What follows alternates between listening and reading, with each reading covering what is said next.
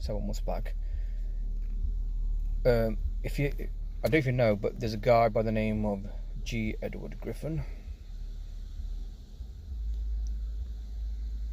He's the guy that wrote The Creature from Jekyll Island, and in this video, he was on Watchdog USA with Greg Hunter. So let me just rewind it. He's talking about Trump here, and I think he's a bit hesitant to talk about Trump. Maybe it's because there's so much controversy now if you speak out against Trump in the alternative media, because people get so wound up about it. So I'm just going to try to play this clip right now. Just trying to remember from what time frame it was from. A system of total control, and with the people being thankful that they have these great masters ruling their lives, because look, they saved us from the economic collapse.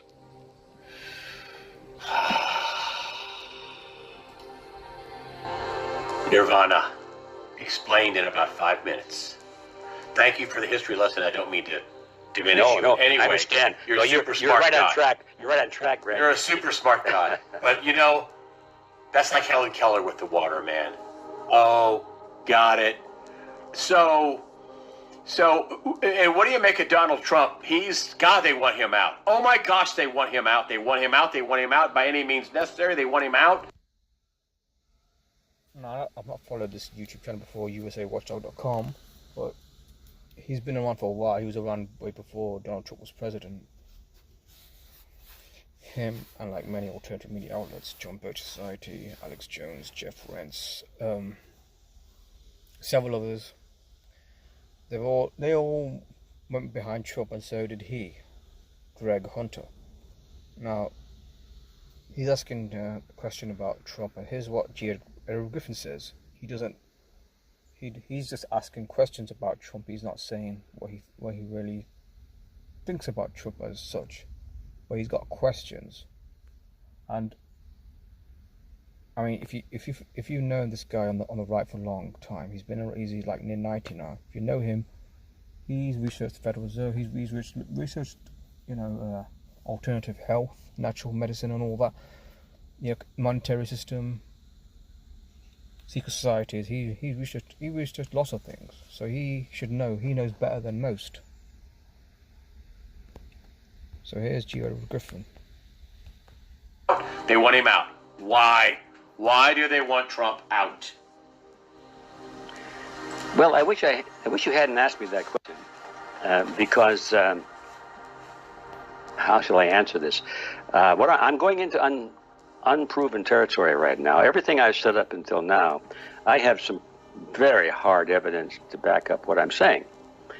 Now, this question about Mr. Trump causes me to reflect back on what I've learned in my years of researching how this cartel and their friends and other cartels as well, how they work.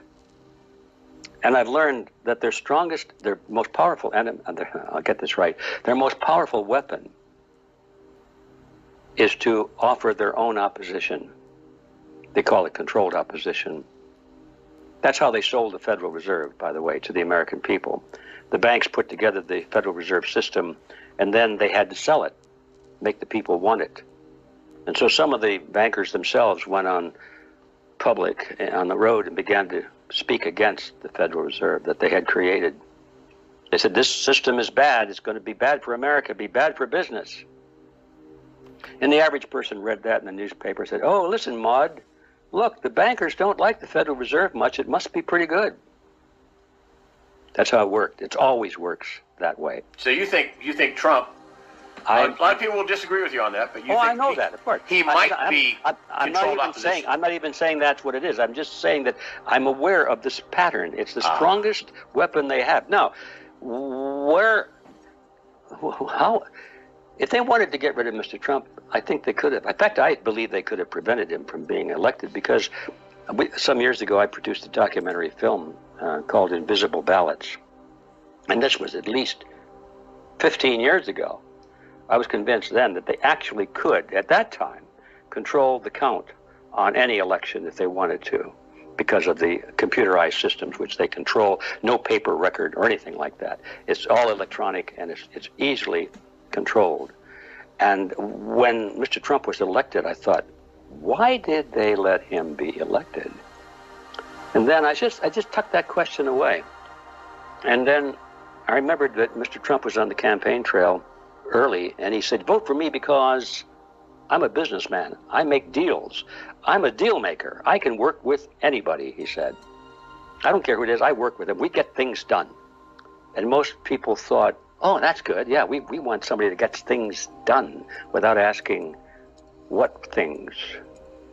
But I was thinking about what things are going to get done. And I tucked that away. And then a few months later, after he became a little more popular, the press condemned him, but they didn't condemn him. They were always saying that the left condemned him. Well, there are a lot of people that think that if the left condemns something, it's got to be good, without examining what it is itself. I mean, the left condemns the right. The communists condemned the Nazis. Does that make the Nazis good? No, but it's a game that they play very well. They know how people don't ask those deep questions. And so I had that tucked away in my mind. And then I read in the paper that Mr. Trump spent a day with Henry Kissinger in his place in New York. I thought, what? What is Trump spending with Kissinger? Times with Kissinger, who, as everybody should know, is the bag man for the Rockefellers. And they're the most powerful economic and political force in the United States, maybe second to, in the world, probably number two. What? And then all of a sudden, of course, he told us. I know now what he was doing there. He was making a deal. He said he's a deal maker. A deal. Well, what could the deal have been? I don't know. These are just questions, Greg, just questions. And so Trump gets elected. I think, that's amazing. And everybody's cheering him because the left hates him. Now, I'm here to tell you that if Trump didn't have all these outrageous, ugly people screaming and yelling and threatening and doing stupid, outrageous, vulgar things against him, I think he would look like a buffoon. But Really? He's got the right enemies. He's got the right enemies. I mean, So he did, looks good. just on his behalf, he got us out of the TPP. Did if anyone's catching that? Hi, anyone who's in the chat. Did you hear what he said? He's got the right enemies. I mean, I wish he would. I've not heard what he said since then. It's an old video. I don't know what he said since then about Trump, but I think he knows. You know what? That Trump guy is a showman. He's not. He's just putting on a show. I think he knows that because of because of the history he knows, going back to the communists versus the Nazis. The communists hate the Nazis, but that doesn't mean the Nazis are good. The Nazis hate the communists doesn't mean the communists are right. It's a bit like the left hates the right, or the liberals hate the Republicans because the Republicans must be bad, or the Republicans must be good.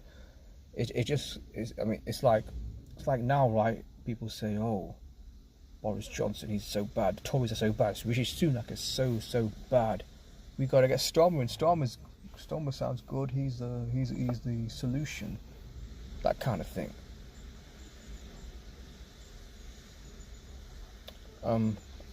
It's a bit like tennis. The ball goes in one racket, it goes in the other racket. Well, racket's probably what it is. Politics is a form of racket, you say. He got us out of the Paris Climate Accord. Put us right.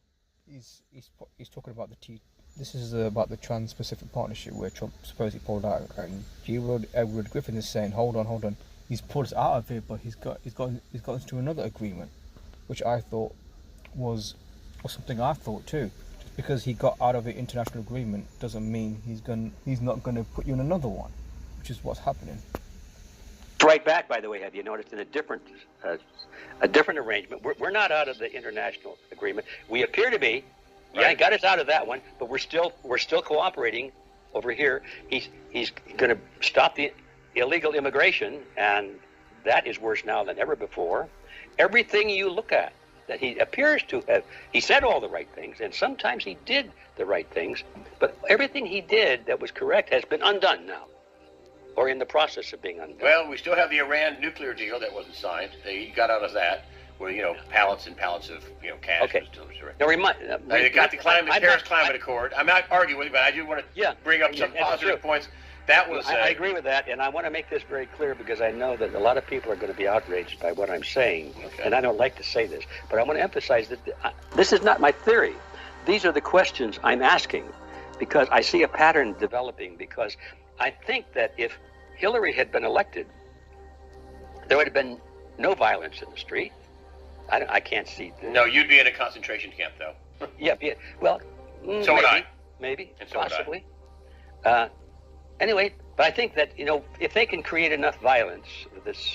Don't about no violence if Hillary was president. Maybe there would not have been a J6 event. Maybe that's possible. Who knows?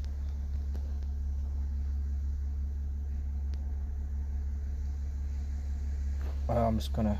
I have to end the stream, unfortunately, because